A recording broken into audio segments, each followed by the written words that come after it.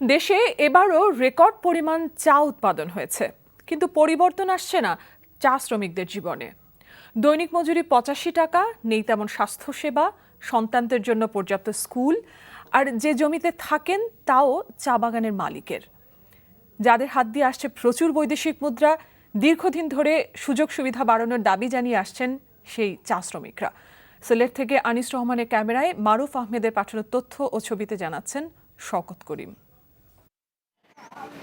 সিলেটের তেলিহাটি চা বাগানের চা শ্রমিক দম্পতির মেয়ে দীপামাল মা বাবার পরিশ্রমকে ভাগ্যোন্নয়নের কাজে লাগাতে নিয়মিত স্কুলে যাচ্ছে।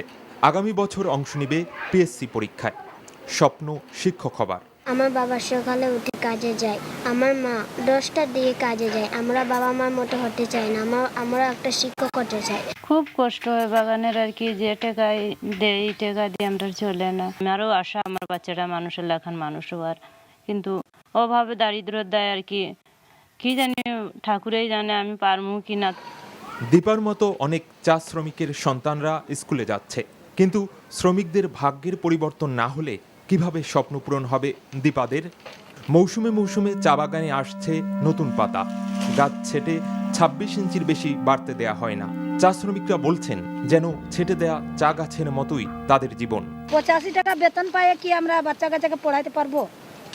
৩.৫ কেজি চাল নিয়ে করে কি আমরা সারা সপ্তাহ চলতে পারবো? আমাদের যে ভূমি অধিকারটা, এই ভূমি অধিকারটা নাই ভাই। চা শ্রমিকদের দাবি নিয়ে আন্দোলন করা বিভিন্ন সংগঠন বলছে, উৎপাদনে বড় অবদান থাকলেও শ্রমিকদের স্বপ্ন হাতড়ে মরছে চা বাগানের অন্ধকারে। তারা হিসাব করে দেখিয়েছে ৬ সদস্যের একটা পরিবারে যদি একদম মিনিমাম লেভেল থেকে বেঁচে থাকতে হয় তাহলে প্রতিদিন তার ৬০০ টাকা লাগে। তো ৬০০ টাকা বাদ দিয়েও তার আপাতত ৪০০ টাকার একটা দাবি বাংলাদেশ চা শ্রমিক সংঘের পক্ষ থেকে করা হয়েছে। আশা করব মালিকরা সকল শ্রমিকদের জন্য তাদের বাসস্থান এবং পানীয় জলের যে ব্যবস্থা সেটা যাতে অতি সত্বর করে।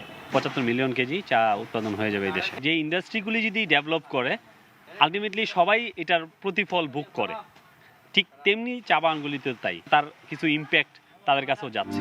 ১৮৫৭ সালে ব্রিটিশ শাসন আমলে সিলেটের মালনীছড়ায় শুরু হয় বাণিজ্যিকভাবে চা চাষ। সংশ্লিষ্টরা বলছেন সেই থেকে সামাজিক অর্থনৈতিক নানা সূচকে পিছিয়ে ও অন্য কোনো কাজ না জানায় বাইরের জগৎ থেকেও বিচ্ছিন্ন চা শ্রমিকরা। শওকত করিম, এনটিভি নিউজ ডেস্ক।